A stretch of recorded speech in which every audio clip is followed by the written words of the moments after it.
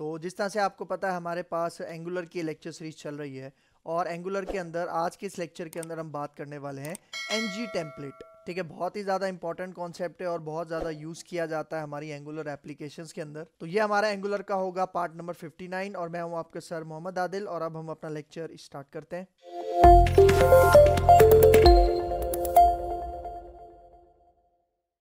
तो भाई देखो एनजी टेम्पलेट इन एंगुलर। ठीक है भाई, यहाँ पे देखो एनजी टेम्पलेट क्या है। एनजी टेम्पलेट एंगुलर का एक एलिमेंट है, मतलब आप इसको टैग भी कह सकते हो।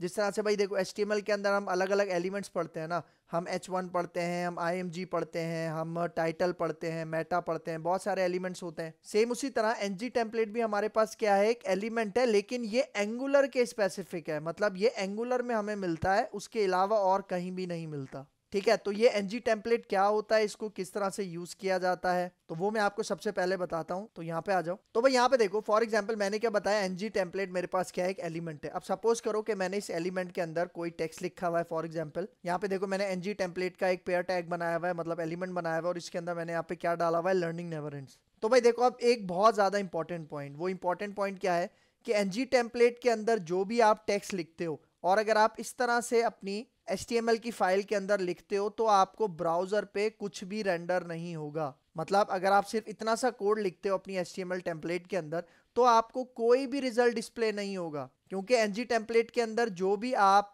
टेक्स्ट लिखते हो वो बाय डिफॉल्ट आपके ब्राउजर पे रेंडर नहीं होता। तो भाई जब ये रेंडर ही नहीं होता तो इसका फायदा क्या है। भाई देखो ये रेंडर तब होगा जब आप इसके ऊपर कोई कंडीशन अप्लाई करोगे और जब वो कंडीशन ट्रू हो जाएगी उसके बाद एनजी टेम्पलेट के अंदर का टेक्स्ट आपको डिस्प्ले होगा। फर्स्ट टाइम आप समझ लो कि इसको जो कंडीशन प्रोवाइडेड होती है वो फॉल्स होती है, लेकिन जैसे ही इसको कंडीशन ट्रू मिलेगी तो ये क्या हो जाता है, ये आपके पास डिस्प्ले हो जाता है, रेंडर हो जाता है हमारे डॉम में, हमारे ब्राउजर में। मतलब सपोज करो कि यहाँ पे मैंने एक कंडीशन बनाई। ठीक है, मैंने कंडीशन क्या बनाई कि भाई 10 बड़ा होता है 50 से। तो इसका मतलब ये कंडीशन क्या है, ये कंडीशन फॉल्स है। तो इसका मतलब जब ये कंडीशन हमारे पास फॉल्स रहेगी तब तक हमारे पास ये एनजी टेम्पलेट का डेटा डिस्प्ले नहीं होगा। लेकिन अगर फॉर एग्जांपल मैं यहाँ से 10 हटा के 50 कर देता हूँ और 50 की जगह मैं यहाँ पे 10 कर देता हूँ तो 50 इज ग्रेटर देन 10, तो जैसे ही ये कंडीशन ट्रू हो जाएगी तो हमारे पास ये जो एनजी टेम्पलेट के अंदर डेटा है वो डिस्प्ले हो जाएगा। ठीक है, मतलब एनजी टेम्पलेट डिपेंड करता है किसी ना किसी कंडीशन पे। मतलब जब भी हमारे पास हमारी एप्लीकेशन में कोई ऐसी रिक्वायरमेंट है कि कंडीशन के अकॉर्डिंग हमें कोई रिजल्ट डिस्प्ले करवाना है, अदरवाइज वो रिजल्ट डिस्प्ले ना हो। मतलब अगर कंडीशन फॉल्स है तो वो रिजल्ट डिस्प्ले ना हो, लेकिन अगर वो कंडीशन ट्रू है तो ये वाला रिजल्ट डिस्प्ले हो जाए। ठीक है, और हम यहाँ पे दूसरा भी काम कर सकते हैं, क्योंकि मैंने क्या बताया कि भाई ये एनजी टेम्पलेट तभी डिस्प्ले होगा जब ये वाली कंडीशन ट्रू होगी। लेकिन अगर मैं कहता हूं कि भाई ये वाली कंडीशन फॉल्स हो जाती है, ठीक है, तो फॉल्स के केस में भी हम क्या कर सकते हैं, फॉल्स के केस में भी हम कोई दूसरा एनजी टेम्पलेट डिस्प्ले करवा सकते हैं जिसके अंदर फॉर एग्जांपल मैसेज क्या शो हो जाए, नथिंग टू डिस्प्ले। लेकिन ये वाला जो काम है ना, जो फॉल्स के ऊपर एनजी टेम्पलेट चलता है, ये कैसे होता है ये मैं अभी आपको आगे जाके बताऊंगा। तो अभी आपने अपने माइंड में सिर्फ ये चीज रखनी है, कौन सी चीज, कि भाई जो भी कंडीशन आप अप्लाई करते हो एनजी टेम्पलेट के ऊपर अगर वो ट्रू होगी तभी एनजी टेम्पलेट डिस्प्ले होगा, अदरवाइज वो डिस्प्ले नहीं होगा। ठीक हो गया, तो अब मैं इसका थोड़ा आपको प्रैक्टिकल करके दिखाता हूं, उसके बाद आते हैं इसकी बाकी की थियोरी के ऊपर। तो यहाँ पे आ जाओ। ठीक है, तो यहाँ पे देखो ये मैंने अपना प्रोजेक्ट ओपन किया हुआ है जिसका नाम क्या है, यहाँ पे आप देखो न्यू ऐप इसका नाम है और इसके अंदर मैंने ऐप कंपोनेंट बनाया हुआ है और इसके अंदर यहाँ पे देखो मेरे पास ऐप कंपोनेंट है, उसकी HTML फाइल है, इसके अंदर अब मैं काम करता हूँ। तो देखो मैंने आपको क्या बताया था कि भाई अगर मैं यहाँ पे एनजी टेम्पलेट ओपन करता हूँ, ठीक है, यहाँ पे देखो इस तरह से मैं एनजी टेम्पलेट का एलिमेंट यहाँ पे बनाता हूँ और इसके अंदर फॉर एग्जाम्पल मैं पास कर देता हूँ अपने चैनल का नाम लर्निंग नेवर एंड्स। ठीक हो गया, तो देखो इसको सेव करते हैं और अगर इसका रिजल्ट आपको ब्राउजर पे दिखाऊं तो यहाँ पे देखो मैंने अपने टर्मिनल में अपनी एप्लीकेशन रन की हुई है पहले से। तो इसका मतलब भाई यहाँ पे देखो मैंने क्या बताया कि जो लर्निंग नेवर एंड्स है ये मुझे डिस्प्ले नहीं होगा, क्योंकि एनजी टेम्पलेट के अंदर जो भी टेक्स्ट होता है वो बाय डिफॉल्ट कमेंटेड होता है, हाइड होता है। लेकिन ये डिस्प्ले कब होगा, जब इसके ऊपर मैं कोई कंडीशन अप्लाई करूंगा और वो कंडीशन ट्रू होगी तब ये रिजल्ट डिस्प्ले होगा। मतलब अगर आप यहाँ पे आ जाओ, यहाँ पे देखो मैंने अपने ब्राउजर पे लोकलहोस्ट 4200 लिख के इसको रन किया हुआ है, लेकिन आप यहाँ पे देखो आपको कोई भी रिजल्ट डिस्प्ले नहीं हो रहा। लेकिन अगर मैं यहाँ पे जाऊँ, राइट क्लिक करता हूँ, इंस्पेक्ट पे चलते हैं और इंस्पेक्ट पे आपको इसका रिजल्ट दिखाता हूँ। ठीक है, तो यहाँ पे देखो एलिमेंट्स वाला सेक्शन आपको नजर आ रहा है, इसके अंदर मैं बॉडी ओपन करता हूँ और इसके अंदर यहाँ पे देखो ऐप रूट आपको नजर आ रहा होगा। तो इसके अंदर देखो, इसके अंदर अभी आपको कुछ भी रिजल्ट नजर नहीं आ रहा, क्योंकि बाय डिफॉल्ट ये हाइड होता है, कमेंटेड होता है। ठीक है, लेकिन अगर मैं यहाँ पे आपको एक डिव दिखाऊं, मतलब अगर मैं यही काम एक डिव में करके दिखाऊं, ठीक है, तो डिव तो हमें बाय डिफॉल्ट शो हो जाएगा ना। मतलब मैं यहाँ से ये ng टेम्पलेट हटाता हूँ और इसके अंदर मैं div पास कर देता हूँ, ठीक है। तो div तो बाय डिफॉल्ट आपको डिस्प्ले हो जाएगा, ठीक है। ये देखो नजर आ रहा है आपको लर्निंग नेवर एंड्स लिखा हुआ है इसके अंदर। लेकिन देखो अगर मैं यहाँ पे क्या करता हूँ, ये वाला div मैं यहाँ से कमेंट आउट कर देता हूँ, ठीक है। और यहाँ पे देखो अब मैं ng टेम्पलेट के ऊपर यहाँ पे कंडीशन लगाता हूँ। और कंडीशन कैसे लगाऊंगा, यहाँ पे देखो, यहाँ पे मैं कहता हूँ स्टैटिक ng और फिर यहाँ पे इफ, ठीक है। और इसके अंदर मैं क्या करता हूँ, फॉर एग्जाम्पल एक वेरिएबल पास कर देता हूँ और मैं यहाँ पे क्या देता हूँ myvar, ठीक है। मैंने एक वेरिएबल का नाम रखा है यहाँ पे myvar, लेकिन भाई देखो अभी तक मैंने ये वेरिएबल बनाया नहीं है। तो मैं क्या करता हूँ, अपने ऐप के अंदर चलता हूँ और इसकी जो ts फाइल है वो मैं यहाँ से ओपन कर लेता हूँ, ठीक है। देखो यहाँ से मैंने ts फाइल ओपन कर ली और इसके अंदर पहले से कोड है जो कि हमने प्रीवियस लेक्चर्स के अंदर किया था, उसको मैं यहाँ पे कुछ भी नहीं कर रहा, मैं यहाँ पे एक वेरिएबल बनाता हूँ myvar के नाम से, ठीक है। क्या बनाता हूँ, myvar के नाम से वेरिएबल बनाता हूँ और इसके अंदर फॉर एग्जाम्पल मैं एक बुलियन वैल्यू पास कर देता हूँ ट्रू, क्योंकि मैं यहाँ पे कंडीशन आपको बता रहा हूँ ना। तो समझो ये जो myvar के अंदर क्या है, ट्रू है, इसका मतलब कंडीशन यहाँ पे ट्रू है। और मैं इसको पास कर देता हूँ कहाँ पे, यहाँ पे देखो ये जो मेरा ng if है। तो मतलब देखो अभी इसके अंदर myvar के अंदर क्या है, 2 है, मतलब कंडीशन हमारे पास इस वक्त 2 है। इसका मतलब अभी हमारे पास कंडीशन क्या है, ट्रू है। तो इसका मतलब अब हमारे पास ये लर्निंग नेवर एंड डिस्प्ले होगा, ठीक है। तो देखो इसको सेव करते हैं और यहाँ पे आके मैं इसको एक दफा रिफ्रेश करता हूँ। तो भाई यहाँ पे देखो, यहाँ पे अभी आपको कोई भी रिजल्ट शो नहीं हो रहा। वो शो क्यों नहीं हो रहा, क्योंकि भाई यहाँ पे देखो जब भी आप ng टेम्पलेट के अंदर ng if या मतलब कोई भी और स्ट्रक्चर डायरेक्टिव अप्लाई करते हो ना, तब आप यहाँ पे स्टार नहीं लगाते, तब आप इसको रखते हो ब्रैकेट के अंदर। मतलब कौन से ब्रैकेट के अंदर, स्क्वायर ब्रैकेट के अंदर। स्टार हम कब लगाएंगे, जब हम इसको किसी डिव के अंदर यूज करेंगे, ठीक है। तब हम क्या करेंगे, ng if से पहले स्टार लगाएंगे, ठीक है। तो यहाँ पे देखो मैंने स्टार हटाया और myvar के अंदर क्या है, इस वक्त ट्रू है। तो अब मैं इसको सेव करता हूं और इसका रिजल्ट आपको ब्राउजर पे दिखाता हूं। तो यहाँ पे देखो अब आपको नजर आ रहा है लर्निंग नेवर एंड्स, क्योंकि अब इसकी कंडीशन ट्रू हो गई है। और अगर आपको यहाँ पे मैं एलिमेंट्स में दिखाऊं, ठीक है, बॉडी में चलते हैं, ऐप रूट में चलते हैं, तो ये देखो देखो आपको क्या प्रिंट हो रहा है, लर्निंग नेवर एंड्स प्रिंट हो रहा है। और एक चीज नोटिस करो कि वो जो ng टेम्पलेट वाला हमारे पास एलिमेंट था ना, वो हमें यहाँ पे डॉम में डिस्प्ले नहीं हो रहा। मतलब ng टेम्पलेट हमारे पास एंगुलर का हमारे पास क्या है, एलिमेंट है, क्योंकि ये जो हमारे पास ng टेम्पलेट है ये एंगुलर के स्पेसिफिक है। और ये जो ng टेम्पलेट है ये आपको यहाँ पे नजर नहीं आएगा, ठीक है। इसका मतलब अगर हम एक्स्ट्रा टैग्स डिस्प्ले नहीं करवाना चाह रहे हैं तो उसके लिए भी हम ng टेम्पलेट का कॉन्सेप्ट यूज कर सकते हैं, ठीक है। और यहाँ पे देखो अगर यहाँ पे मैं इसकी कंडीशन फॉल्स कर देता हूँ, ठीक है, myvar के अंदर मैं यहाँ पे क्या पास कर देता हूँ, फॉल्स, ठीक है। तो अब मैं इसको सेव करता हूँ और अब इसका रिजल्ट आपको ब्राउजर पे दिखाता हूँ। तो यहाँ पे देखो अब आपको यहाँ पे एलिमेंट नजर नहीं आ रहा। और अगर एलिमेंट्स में आपको दिखाऊं यहाँ पे, तो ये देखो यहाँ पे भी आपको कोई टेक्स्ट डिस्प्ले नहीं हो रहा, ठीक है। समझ में आया। तो ये कॉन्सेप्ट क्लियर होना चाहिए आपका कि भाई जब इसको कंडीशन ट्रू मिलेगी तभी इसका रिजल्ट डिस्प्ले होगा। और भाई देखो अगर मैं यहाँ पे डिव पे करता हूँ, ठीक है, अगर मैं यहाँ पे डिव के ऊपर अप्लाई करता हूँ, इसको अनकमेंट करता हूँ, तो मैंने आपको क्या बताया, यहाँ पे आपको स्टैटिक लगाना पड़ेगा। और इसके अंदर भी फॉर एग्जाम्पल मैं यहाँ पे क्या पास कर देता हूँ, myvar, भाई वेरिएबल पास कर देता हूँ और यहाँ पे मैं टेक्स्ट चेंज कर देता हूँ, ठीक है। जिस तरह यहाँ पे लर्निंग नेवर एंड्स है और यहाँ पे मैं क्या लिखता हूँ, मोहम्मद आदिल, ठीक है, ताकि आपको थोड़ा सा डिफरेंशिएट होके नजर आए, ठीक है। और बीच में मैं यहाँ पे एक br का टैग लगा देता हूँ, ठीक हो गया। अब इसको सेव करते हैं और इसका रिजल्ट आपको दिखाता हूँ। तो यहाँ पे देखो यहाँ पे अभी दोनों ही नजर नहीं आ रहे, क्यों, क्योंकि यहाँ पे हमारे पास कंडीशन के अंदर अभी क्या है, फॉल्स है। लेकिन अगर मैं इन दोनों को यहाँ पे ट्रू कर दूं, मतलब ये जो myvar का वेरिएबल था इसके अंदर ट्रू पास कर दूं, तो यहाँ पे देखो लर्निंग नेवर एंड्स भी शो हो रहा है और मोहम्मद आदिल भी शो हो रहा है, ठीक है। तो समझ में आया कि एक सिंपल डिव के अंदर जब आप कंडीशन लगाते हो तो उसका रिजल्ट किस तरह से आता है, और ng टेम्पलेट को जब यूज करते हो उसका रिजल्ट किस तरह से आता है। और भाई देखो यहाँ पे जरूरी नहीं है कि आप बुलियन वैल्यू पास करो, आप यहाँ पे कोई कंडीशन भी पास कर सकते हो। जिस तरह मैंने यहाँ पे आपको एक कंडीशन बताई थी ना कि भाई हमारे पास 50 ग्रेटर देन है किसके, 10 के, ठीक है। तो ये देखो ये कंडीशन क्या है, ट्रू है ना, इसका मतलब ये ट्रू वैल्यू रिटर्न करेगी और कहाँ पे जाके स्टोर कर देगी, myvar में। तो अब अगर मैं इसका रिजल्ट आपको यहाँ पे दिखाऊं, ठीक है, तो अभी भी क्या होगा, दोनों का रिजल्ट आपको यहाँ पे डिस्प्ले होगा। देख रहे हो लर्निंग नेवर एंड्स भी शो हो रहा है, मोहम्मद आदिल भी शो हो रहा है। लेकिन अगर मैं यहाँ पे इसकी कंडीशन फॉल्स कर देता हूँ, ठीक है, फॉर एग्जाम्पल मैं यहाँ पे पास कर देता हूँ 0, तो 0 तो बड़ा नहीं होता 10 से, तो इसका मतलब कंडीशन फॉल्स है। तो जैसी कंडीशन फॉल्स है तो देखो यहाँ पे हमें कुछ भी डेटा नजर नहीं आएगा, ठीक है। मैं इसकी कंडीशन दोबारा से ट्रू करता हूँ, सेव करता हूँ और यहाँ पे आ जाओ, ठीक है। देखो दोनों का डेटा डिस्प्ले हो रहा है। और अगर इसके एलिमेंट्स में आप जाके देखो तो ये देखो ये जो आपको डेटा नजर आ रहा है, ठीक है, ये तो वो डिव वाला है ना। लेकिन यहाँ नीचे आ जाओ, यहाँ पे देखो मोहम्मद आदिल, यहाँ पे कहीं भी ये किसी टैग के अंदर रैप नहीं हुआ हुआ, क्योंकि इसको मैंने ng टेम्पलेट के अंदर रखा था, ठीक है भाई। देखो एक तो ये एग्जाम्पल हो गई, ठीक है, किसकी, ng if की। अगर मैं इसको else if के साथ यूज करना चाह रहा हूँ तब मैं क्या करूंगा, यहाँ पे देखो मैं ये वाला कोड यहाँ से कमेंट आउट करता हूँ और यहाँ पे दोबारा मैं एक डिव बनाता हूँ, ठीक है।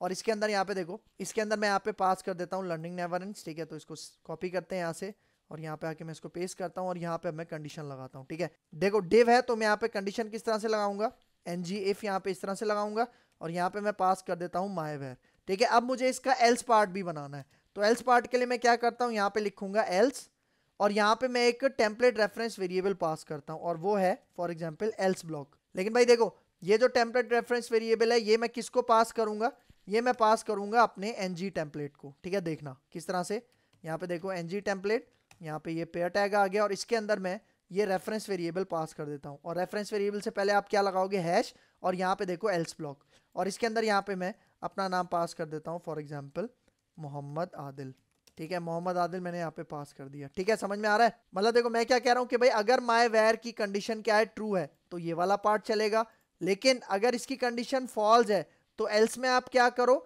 ये एल्स ब्लॉक को कॉल करो और ये एल्स ब्लॉक का जो रेफरेंस वेरिएबल है ये किसके पास है, ये हमारे पास इस ng टेम्पलेट के पास है। इसका मतलब मैं एल्स के लिए भी यहाँ पे क्या कर सकता हूँ, ng टेम्पलेट को यूज कर सकता हूँ। तो भाई यहाँ पे देखो, यहाँ पे अभी क्या है, कंडीशन आपके पास ट्रू है, ठीक है। इसका मतलब यहाँ पे अभी हमें रिजल्ट क्या शो होगा, यहाँ पे रिजल्ट शो होगा लर्निंग नेवर एंड्स। लेकिन जैसे ही मैं कंडीशन यहाँ पे फॉल्स कर देता हूँ, देखो मैं कहता हूँ 0 ग्रेटर देन 10, तो इसका मतलब अब यहाँ पे ये वाली कंडीशन फॉल्स है, तो अब यहाँ पे क्या डिस्प्ले होना चाहिए, मोहम्मद आदिल डिस्प्ले होना चाहिए। तो इसको सेव करते हैं और ब्राउजर पे आते हैं, तो ये देखो अब आपको क्या रिजल्ट शो हो रहा है, मोहम्मद आदिल, ठीक है। समझ में आया। और भाई देखो जरूरी नहीं है कि आप यहाँ पे इसको सिर्फ ng if के साथ ही यूज करो, मतलब ng एलिमेंट को सिर्फ ng if की डायरेक्टिव के साथ ही यूज करो। आप क्या कर सकते हो, आप इसको ng for के साथ भी यूज कर सकते हो, ng switch के साथ भी यूज कर सकते हो, ठीक है। अब मैं आपको उसका काम करके दिखाता हूँ, यहाँ पे आ जाओ, ठीक है। देखो ये वाला जो कोड है इसको मैं यहाँ से कमेंट आउट करता हूँ, ठीक है, ठीक है। और मैं यहाँ पे सबसे पहले क्या करता हूँ, एक एरे बनाता हूँ, ठीक है।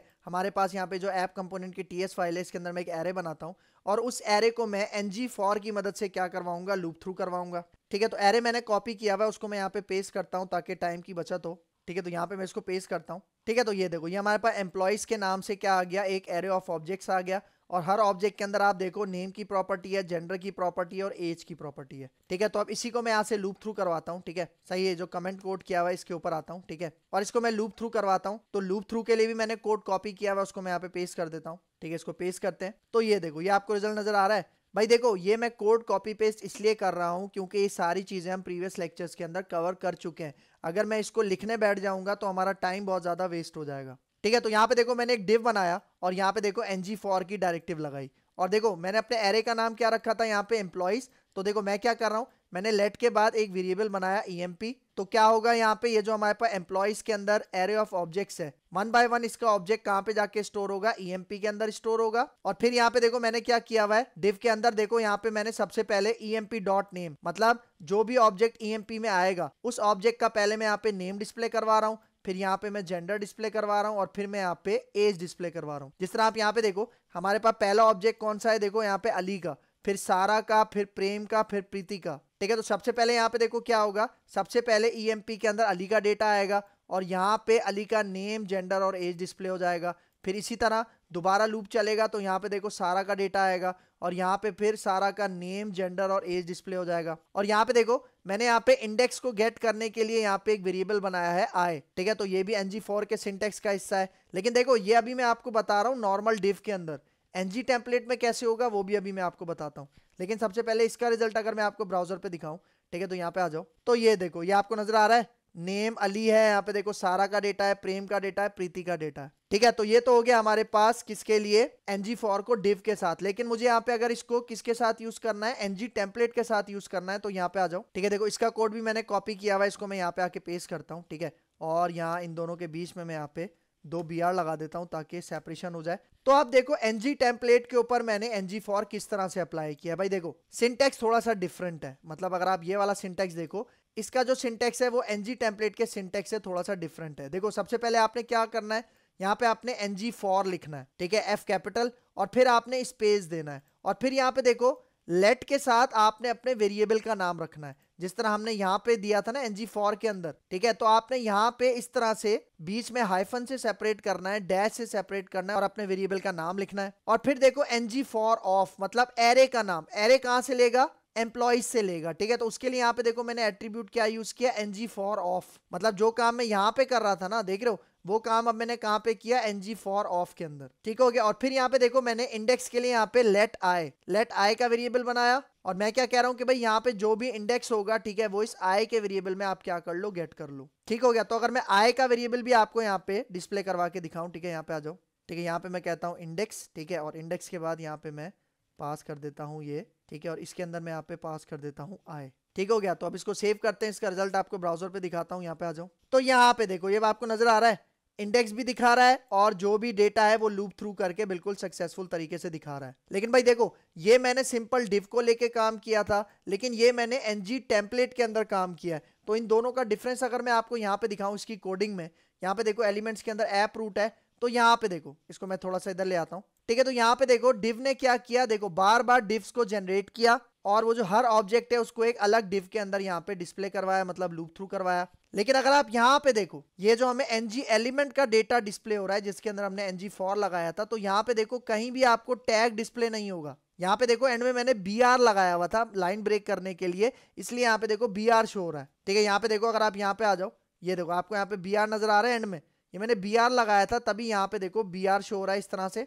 लेकिन वो जो ng एलिमेंट है वो आपको कहीं भी यहाँ पे डिस्प्ले नहीं होगा, ठीक है। तो ये डिफरेंस है किसके अंदर, ng टेम्पलेट के अंदर और एक नॉर्मल डिव के अंदर, ठीक है। फिर देखो फिर सेम यही काम मैं ng स्विच के लिए भी कर सकता हूं, मतलब ng टेम्पलेट को मैं ng स्विच के साथ भी यूज कर सकता हूं। किस तरह से, यहाँ पे आ जाओ, ठीक है। देखो ये वाला जो कोड है ये सारा कोड मैं यहाँ से कमेंट आउट करता हूं, ठीक है। और सबसे पहले मैं आपको एक नॉर्मल डिव के साथ ng स्विच को यूज करने का दिखाता हूं। तो उसका कोड भी मेरे पास है, उसको मैं कॉपी पेस्ट करता हूं, ठीक है। तो यहाँ पे देखो यहाँ पे ng स्विच है और ng स्विच के अंदर मैंने यहाँ पे क्या किया हुआ है, एक कोर्स का वेरिएबल पास किया हुआ है। भाई देखो यहाँ पे एरर इसलिए आ रहा है क्योंकि अभी तक मैंने कोर्स का वेरिएबल बनाया नहीं है, ठीक है। तो यहाँ पे आ जाओ, अपनी ts फाइल में आ जाओ, ठीक है, और यहाँ पे मैं ये कोर्स का वेरिएबल बनाता हूँ, ठीक है। और इस कोर्स के वेरिएबल के अंदर मैं एक स्ट्रिंग पास कर देता हूँ, फॉर एग्जाम्पल जावास्क्रिप्ट, ठीक है। देखो क्या पास कर दिया, जावास्क्रिप्ट, ठीक है। और अब इसी वेरिएबल को मैं क्या कर रहा हूँ, यहाँ पे अपने ng स्विच के अंदर यहाँ पे पास कर रहा हूँ।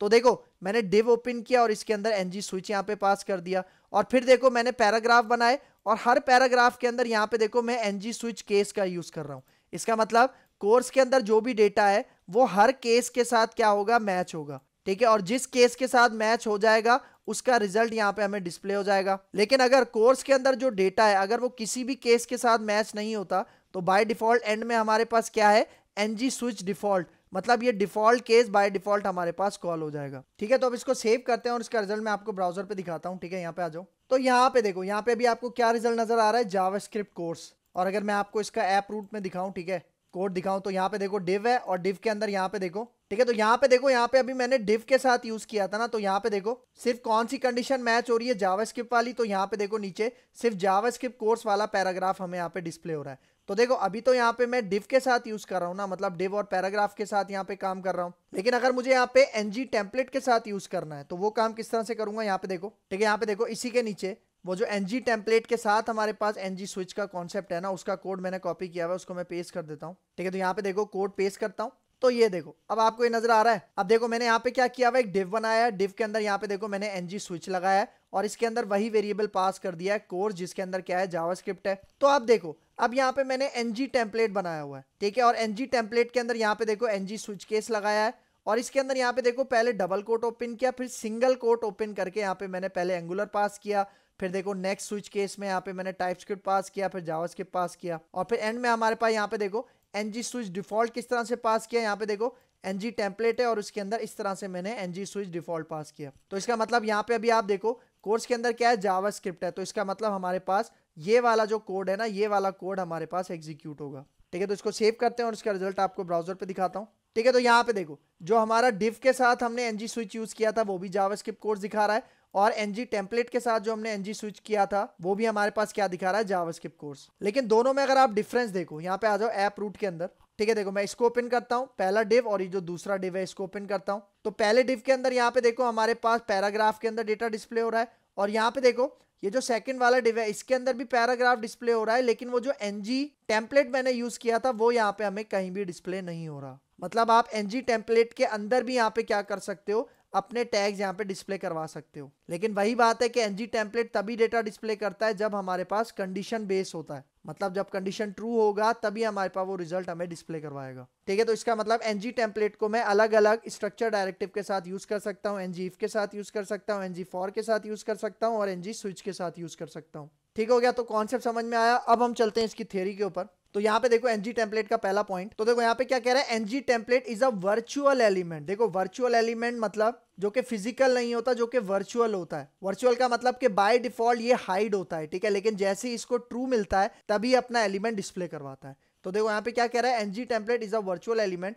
And its content are displays only when needed. Needed का क्या मतलब है, बेस्ड ऑन कंडीशन। इसका मतलब जब कंडीशन ट्रू मिलेगी हमारे एनजी टेम्पलेट को तभी वो क्या करेगा, अपना कंटेंट डिस्प्ले करवाएगा, अदरवाइज वो कंटेंट डिस्प्ले नहीं करवाएगा। फिर देखो second point, NG template should be use along with structural directives like NG if हो गया, एनजी फॉर हो गया, एनजी स्विच हो गया, या फिर हमारा कोई कस्टम स्ट्रक्चर डायरेक्टिव भी हो सकता है। ठीक हो गया। फिर देखो next point, NG template never meant to be use like other HTML elements. मतलब देखो यहाँ पे एनजी टेम्पलेट के बारे में क्या बता रहा है कि एनजी टेम्पलेट हम किसी दूसरे एचटीएमएल एलिमेंट की तरह यूज नहीं कर सकते। मतलब एनजी टेम्पलेट इसलिए नहीं बनाया गया कि आप उसको किसी दूसरे एचटीएमएल एलिमेंट की तरह यूज करो। ठीक हो गया। It's an internal implementation of angular structural directives. इसका मतलब ये जो एनजी टेम्पलेट का कॉन्सेप्ट है ये एंगुलर के अंदर इंप्लीमेंट हुआ हुआ है, मतलब ये एंगुलर के साथ आपको मिलता है। और वही बात कि बाय डिफॉल्ट ये क्या होता है, हाइड होता है और कंडीशन ट्रू होने पे ये डिस्प्ले होता है। फिर आगे आ जाओ। अब देखो यहाँ पे next point, when you use a structural directive in Angular we will add a prefix asterisk before the directive name. This asterisk is a shorthand notation for ng template. अब देखो ये बहुत ज्यादा इंपॉर्टेंट पॉइंट है। यहाँ पे क्या कह रहा है कि भाई एंगुलर के अंदर जब भी आप स्ट्रक्चर डायरेक्टिव यूज करते हो ना, तो एंगुलर क्या करता है, एक प्रीफिक्स लगा देता है। और प्रीफिक्स में क्या लगाता है, एक स्टार। मतलब एनजीएफ आप यूज करते हो तो उससे पहले स्टेरिक लगा हुआ होता है, जो कि किस बात की निशानी है कि ये स्ट्रक्चर डायरेक्टिव है। और इसकी एक और निशानी भी है, मतलब ये जो स्टेरिक है ये एक और बात की तरफ भी इंडिकेशन देता है, और वो क्या है कि भाई इसके साथ आप एनजी टेम्पलेट का कॉन्सेप्ट भी यूज कर सकते हो। मतलब यहाँ पे क्या कह रहा है, this asterisk is short hand notation for NG template. इसका मतलब कि जो हमारी स्ट्रक्चर डायरेक्टिव्स है ना, उनसे पहले जो स्टेरिक लगा होता है उसका मतलब यही है कि भाई आप इसको एनजी टेम्पलेट के साथ यूज कर सकते हो, मतलब एनजी टेम्पलेट के साथ इसकी बाइंडिंग कर सकते हो। तो ये भी एक इंटरव्यू क्वेश्चन है कि अगर आपसे पूछा जाए कि भाई स्टार क्यों लगा हुआ होता है, मतलब कुछ डायरेक्टिव्स ऐसी हैं जिस तरह से स्ट्रक्चर डायरेक्टिव्स हैं उनसे पहले स्टार लगा होता है, तो आप क्या कह सकते हो कि भाई स्टार इस चीज की इंडिकेशन है कि इसके साथ हम एनजी टेम्पलेट को यूज कर सकते हैं, एनजी टेम्पलेट को बाइंड कर सकते हैं। ठीक है। फिर देखो नेक्स्ट पॉइंट, अब देखो यहाँ पे क्या कह रहा है, whenever Angular encounter with the asterisk symbol we are informing Angular saying that it is a structure directive and Angular will convert directive attribute to NG template element. मतलब देखो यहाँ पे पता है क्या कहना चाह रहा है कि भाई जब भी एंगुलर स्टेरिक को देखता है हमारी एप्लीकेशन के अंदर, जब भी वो कोड कंपाइल करता है, तो स्टेरिक का मतलब क्या है, we are informing Angular saying that it is a structure directive. मतलब हम एंगुलर को यहाँ पे बता रहे होते हैं स्टेरिक लगा के कि भाई ये जो मैं डायरेक्टिव यूज कर रहा हूँ ये स्ट्रक्चर डायरेक्टिव है, और एंगुलर ने क्या करना है, उसको कन्वर्ट करना है एनजी टेम्पलेट एलिमेंट के अंदर। ठीक हो गया। तो यही कॉन्सेप्ट आपके पास किसका है, क्योंकि मैंने क्या बताया है कि हम एनजी टेम्पलेट के साथ किसको यूज करते हैं, स्ट्रक्चरल डायरेक्टिव्स को यूज करते हैं। तो वही पॉइंट यहाँ पे बता रहा है। फिर देखो नेक्स्ट पॉइंट, अब यहाँ पे क्या कह रहा है, NG template is not exactly a true web element. मतलब एनजी एलिमेंट हमारे पास कोई वेब का एलिमेंट नहीं है, क्योंकि देखो ये आपको आपके डॉम में नजर ही नहीं आता। ठीक है। देखो यहाँ पे क्या कह रहा है, when we compile our code we will not see a NG template tag in our HTML DOM. ठीक है। मतलब एनजी टेम्पलेट को प्योर ट्रू वेब एलिमेंट इसलिए नहीं कहा जा रहा क्योंकि जब ये कंपाइल होता है तो हमारे पास ये हमारे एचटीएमएल डॉम के अंदर नजर नहीं आता। तो भाई अक्सर ऐसा होता है कि डेवलपर अक्सर इस चीज को तभी यूज करते हैं कि भाई जब वो चाह रहे हैं कि भाई हमें कोई एक्स्ट्रा टैग्स अपने एचटीएमएल डॉम में डिस्प्ले नहीं करवाने, तो वहां भी एनजी टेम्पलेट को यूज किया जाता है। फिर देखो next point, Angular will evaluate the ng template element to convert it into a comment section in HTML DOM। मतलब देखो यहाँ पे क्या कह रहा है कि एंगुलर जब भी ng टेम्पलेट को देखता है ना, तो बाय डिफॉल्ट वो उसको क्या रखता है, कमेंट सेक्शन के अंदर रखता है। और जैसे ही ng टेम्पलेट को अगर कोई कंडीशन अप्लाई हुई हुई और अगर वो कंडीशन ट्रू हो जाती है, तो वो क्या करता है, उसके अंदर से कमेंट्स को हटा देता है, और कमेंट्स हट जाते हैं तो रिजल्ट डिस्प्ले हो जाता है। तो अगर आपको मेरी वीडियो पसंद आई है तो मेरे चैनल को सब्सक्राइब भी करना, शेयर भी करना, और मुझे अपनी दुआ में याद रखना। मिलते हैं इंशाल्लाह नेक्स्ट लेक्चर में, तब तक के लिए दीजिए इजाजत। अल्लाह हाफिज।